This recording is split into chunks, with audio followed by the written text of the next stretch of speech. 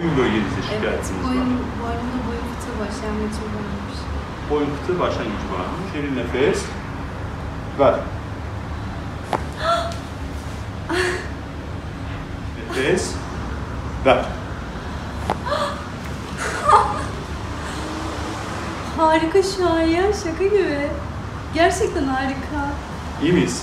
Çok iyiyim, Peki. harikayım. Süper. Resmen geçti. Çok geçmiş olsun.